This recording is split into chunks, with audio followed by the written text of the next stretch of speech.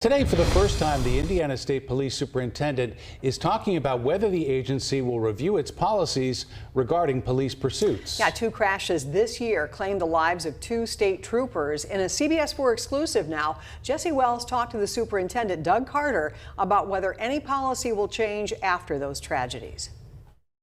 The two trooper deaths this year, Aaron Smith and James Bailey, both took place as the troopers were attempting to deploy stop sticks. Because of that, the state police superintendent admits he will review whether the risks of that practice outweigh the benefits, but right now, he does not expect any changes to be made. In late June, a high-speed chase of a stolen SUV ended in tragedy on Ronald Reagan Parkway with the death of Indiana State Trooper Aaron Smith. We'll talk about this. We will talk about this particular scenario in great detail with everybody.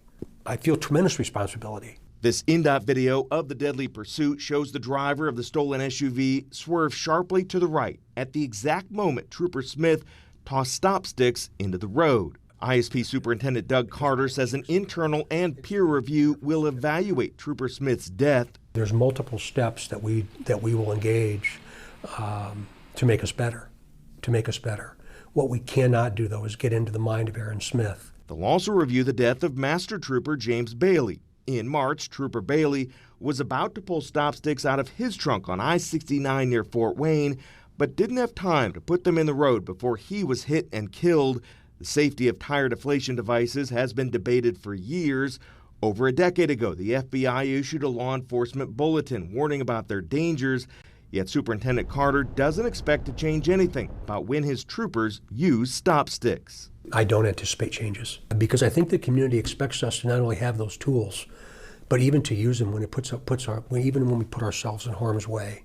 In May of this year, IMPD amended its general orders restricting officers from initiating pursuits of stolen vehicles. Carter once again insists his agency won't change its policy to match. When people commit crimes, I think the community would expect and should expect for us to do everything within our power to get them stopped. To be clear, no one is blaming Trooper Smith or Trooper Bailey for how they died. The two suspects accused of causing those fatal crashes have both been arrested and charged with murder.